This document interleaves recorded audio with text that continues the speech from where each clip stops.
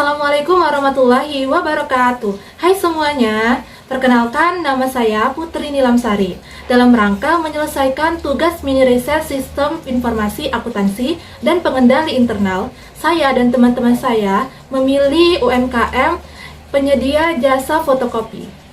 Sebelum itu, saya akan memperkenalkan teman-teman saya terlebih dahulu. Yang pertama ada Nur Aisyah. Hai semuanya. Yang kedua ada Khairina Febrianti. Hai semuanya. Baiklah, berikut ini hasil wawancara kami dengan Bapak Robi selaku pemilik dari toko fotokopi yang bernama Nulistore. Karena kan ini perempuannya satu bidang retail, satu bidang percetakan tabung. Jadi kalau di bidang retail biasanya semua produk retail itu harus lengkap. Nah, kalau bidang percetakan itu kayak toner, tinta, terus pun kertas palingan itu aja. Kami ada namanya manajemen inventory. Manajemen inventory kami setiap barang ada prioritas, ada nggak prioritas, tergantung dia cepat penjualan barang atau lambat penjualan barangnya itu. Kalau untuk cepat penjualan barang seminggu sekali, ada juga masa urgent itu 3 hari sekali. Nah, kalau di percetakan itu biasanya harus seminggu sekali untuk pembelajaran kertas dan tinta aja. Ya, salah satunya kalau di retail itu pena, terus pensil, tautan, pipet gitu-gitu sih yang ban atau bagian mewarnai. Tapi kalau di percetakan yang diprioritaskan kertas. Kalau kami karena punya supplier tersendiri, kami pun misalnya melalui online. Nah, nanti kami datang aja tinggal ngambil barang. Kami untuk sekarang untuk pemasok tetap hanya untuk khusus retail. Nah, kalau untuk yang lain kayak mainan ataupun apa itu masih ngambil sumber-sumber lain. Itulah, balik lagi kita di manajemen inventory. Nah, kita nengok dari penjualan barang berapa termanage penjualan barang itu yang kita prioritaskan dalam pembelian barang.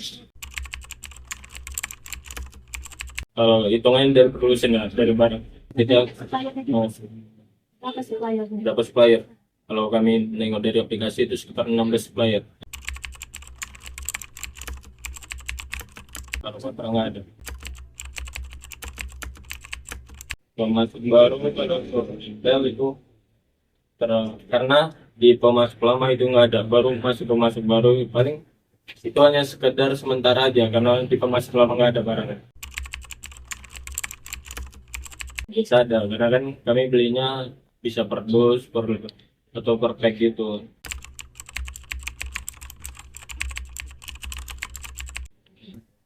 Itu tergantung dari penjualannya. Kalau cepat bisa per mingguan, apalagi kayak tadi yang dibilang itu ada namanya urgent stok itu bisa 3 hari sekali. Nah, contohnya kayak full band tuh urgent stok itu kita bisa aturan target setiap minggu itu hanya 2 lusin. Nah, karena kebutuhan customer yang cepat itu bisa 3 hari sekali. Pasti ada. Karena kalau kita beli lebih banyak, justru harga lebih miring dari harga beli lebih.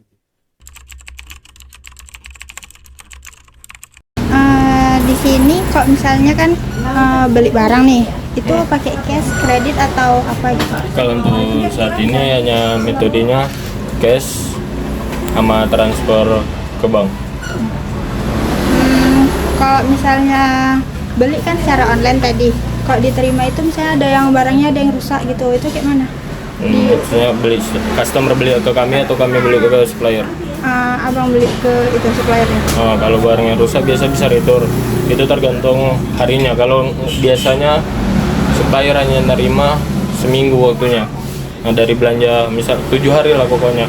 Pokoknya kalau udah seminggu orang supplier nggak bisa retur barang yang rusak itu lagi. Itu yang rusak itu diganti yang baru? Diganti yang baru. Nggak bisa dikembalikan uang. Kalau yang bertanggung jawab meriksa barang dan masuk stok itu siapa? ada orang lain. Kalau saya itu hanya belanja, nanti ketika datang barang itu ada pengecekan melalui bon, itu ada bagian yang lain namanya inventory barang. Kalau persediaannya dicatat secara manual atau menggunakan software? Kita menggunakan software, iPOS 5. Bagaimana sistem mencatat barang yang baru diterima dalam stok? Kalau untuk stok kita ada main per minggu, ada yang per bulan. Kalau per minggu itu biasanya itu nengok stoknya itu untuk kondisikan manage barang itu imbang atau enggak, balance atau enggak. Tapi kalau yang per bulan itu hasil langsung semua. Kalau yang seminggu hanya untuk barang yang percepatan aja. Kalau yang sebulan semua. Terus untuk nengok barang stoknya habis atau enggak itu udah di sistem. Nanti setiap kita buka aplikasi, masuk akun, itu udah diperingati barang stok habis, udah ada muncul di situ.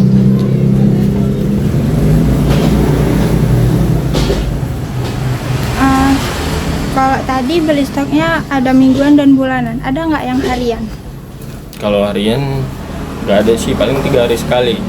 Nah, kalau 3 hari sekali itu yang disebut tadi urgent barang namanya. Tiba-tiba contohnya dari sekolah SD, tiba-tiba memerlukan clear air kayak untuk ngecat gitu.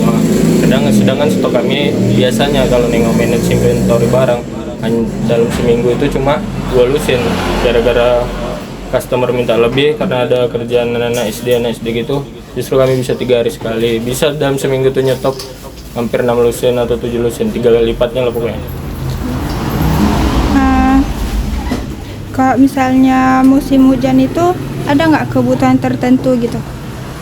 Maksud kebutuhan tuh Yang orang sering beli di musim hujan gitu? yang seorang sering beli di musim hujan paling mantel sih, karena kami juga jual mantel. Paling untuk musim hujan biasanya di toko kami itu saat ini masih imbang.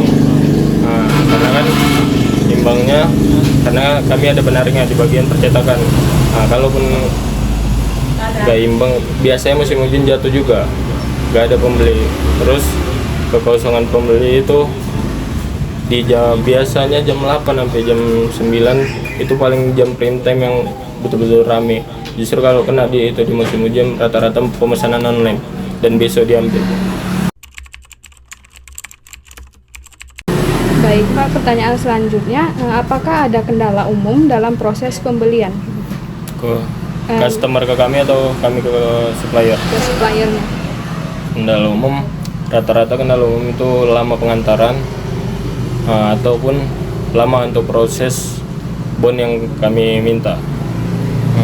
Jadi Pak, bagaimana cara mengatasi kendala tersebut Pak? Biasanya kendala tersebut satu paling telepon segera cepat atau kami yang datang ke sana. Misal pun datang ke sana nggak ada respon sama sekali, biasanya kami stop sampai situ. Apakah ada rencana darurat jika pemasok utama tidak dapat memenuhi pesanan? Ada, itulah pindah ke supplier baru, nyari pemasok lain yang dengan kondisi supplier dengan penyediaan barang yang sama. Apakah ada evaluasi berkala terhadap pemasok Pak? Evaluasi ada, itu biasa mainnya per setengah tahun. Jadi misalnya supplier ini kita tengok untuk pemasukan barang di kita, pelayanan di kita, kalau jelek dalam setengah tahun biasanya kami pindah supplier. Apakah ada kriteria untuk mengganti pemasok yang tidak memenuhi standar? Ada sih, itulah yang dibilang tadi, contoh respon chat lama, terus barang asal di bon nama yang di fisiknya beda, dan harga terlalu jauh. Baik Pak, pertanyaan terakhir nih Pak, bagaimana feedback diberikan kepada pemasok untuk meningkatkan kualitas barang? Biasanya feedback dari pemasok itu orang itu selalu menawarkan barang-barang yang laris di bagian retail ke bawah. Kalau kami kan masih UMKM, kalau orang itu udah korporat, jadi orang itu menawarkan terus. Itu dari beberapa supplier juga mengajarkan atau ngasih pengajaran di bidang retail, kayak contohnya marketing, bagian inventory. Jadi banyak feedback dari supplier. Baik Pak, terima kasih banyak Ya, Pak. sama-sama.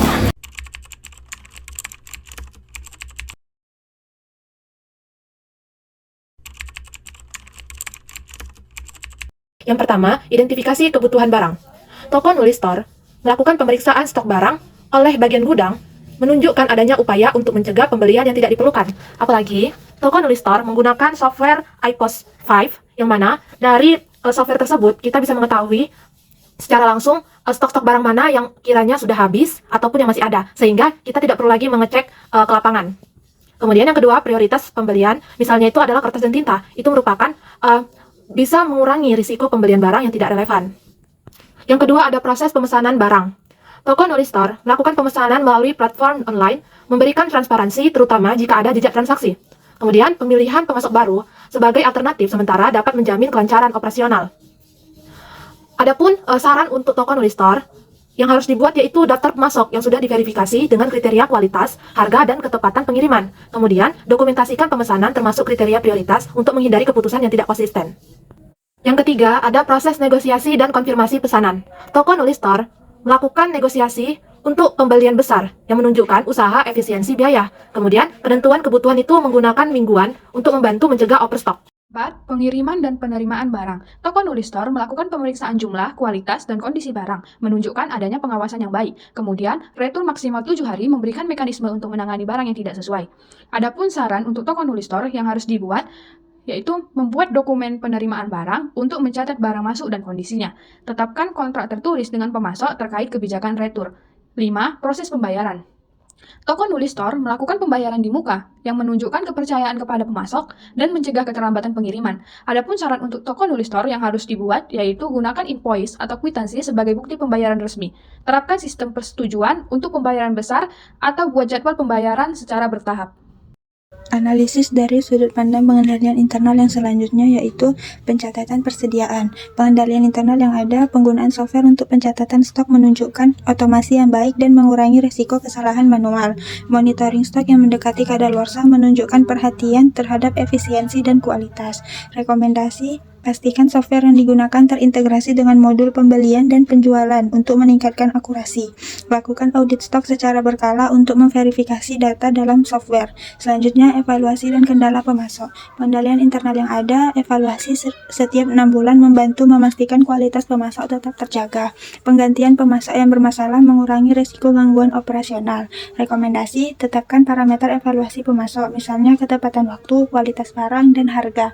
Lakukan uji coba terlebih dahulu sebelum memilih pemasok baru sebagai pengganti. Kesimpulan, secara keseluruhan, sistem pembelian di UMKM ini sudah memiliki beberapa elemen pengendalian internal yang baik. Namun, masih ada beberapa resiko yang dapat diperbaiki seperti dokumentasi yang kurang formal, mekanisme persetujuan, dan integrasi sistem pencatatan. Dengan menerapkan rekomendasi di atas, pengendalian internal dapat ditingkatkan untuk memastikan efisiensi, transparansi, dan keamanan dalam proses pembelian.